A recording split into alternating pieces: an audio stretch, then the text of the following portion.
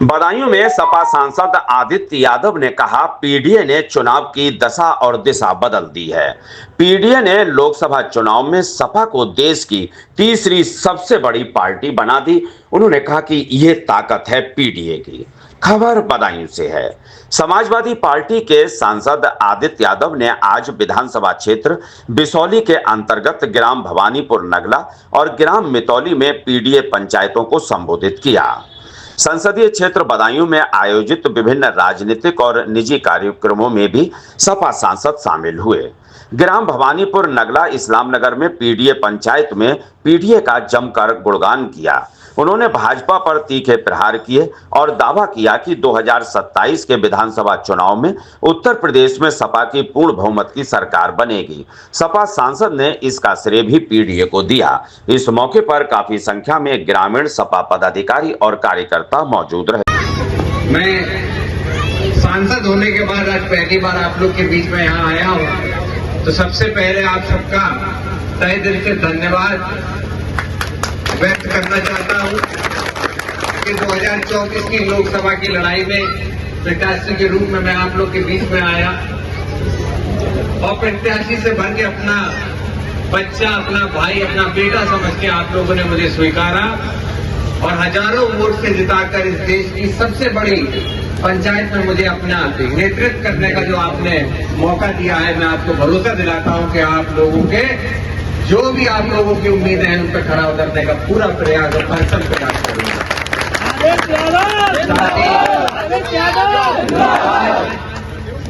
PDA panchayat के कार्यक्रम में हम आप यहाँ पर हैं और ये बताने की कोई जरूरत नहीं है कि पीडीए की क्या ताकत है। वो इसीलिए क्योंकि इस पीडीए की ही चुनाव में हम लोग फलसफे को लेकर निकले थे चुनाव में, और जब चुनाव में हम लोग गए तो शुरुआत जब पहला चरण, दूसरा चरण, तीसरा चरण था, तब चुनाव एक अलग रूप में था। जब बदायूं लोकसभा का भी वोटिंग हो रही थी तीसरे चरण की, तो उस समय भी पूरे प्रदेश में माहौल अलग था। जैसे जैसे पीडीए की चर्चा बढ़ती गई, चुनाव अपने 6, 7, 8वें चरण में पहुंचता गया, पूरे प्रदेश के अंदर समाजवादी पार्टी की लहर थी। जब ये लहर आपकी पूर्वांचल पहुंची तो ये आंधी और तूफान का रूप ले चुकी थी। उसी के कारण लोकसभा के अंदर समाजवादी पार्टी आज देश की तीसरे नंबर की सबसे बड़ी पार्टी बनी, तो इस पीडीए के नारे की वजह से ही कहीं ना कहीं बनी। हमने सहयोग लिया है सबका। आज की राजनीति को देखते हुए एक बात हमें आपको समझनी होगी कि हमें भाईचारे को और आगे बढ़ाना, एक भाई ही दूसरे भाई की मदद कर सकता है। जब ये भावना हम अपने अंदर लाएंगे, एक दूसरे समाज को हम लोग अपने साथ जोड़ने का प्रयास करेंगे, तभी हम आने वाले समय में अपने बच्चों को रोजगार या अपने क्षेत्र को विकास दे पाएंगे।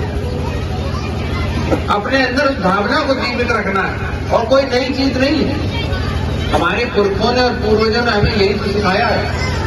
इस देश की पहचान भाईचारे से ही तो थी, लेकिन आज भारतीय जनता पार्टी की सरकार में इस मोबाइल, टीवी, न्यूज के, अखबारों के जरिए हमारे आपके दिमागों में इतना भ्रम और भय भर दिया गया है कि अब हम एक दूसरे से डरने से लगे।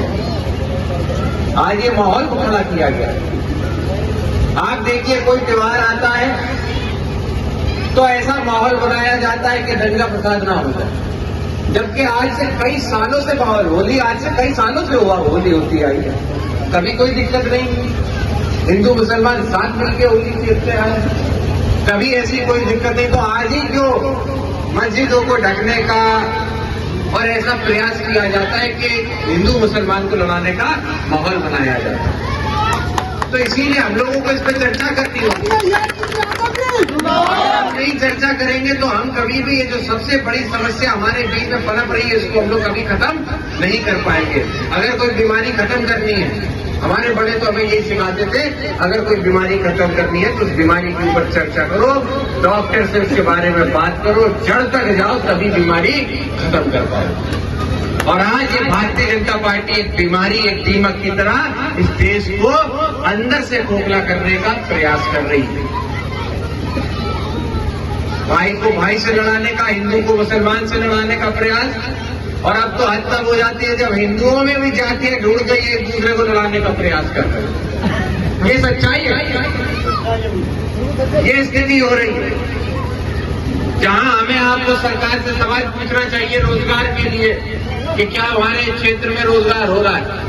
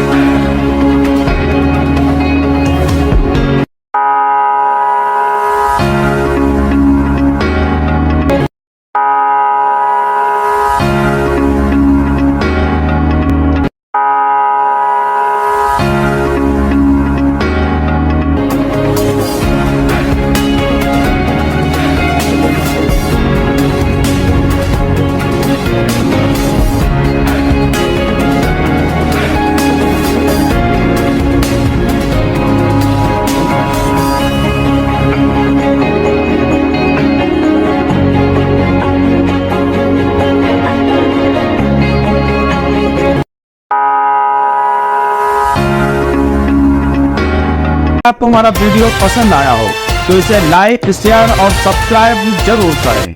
देखते रहिए SKS 24 न्यूज नेटवर्क।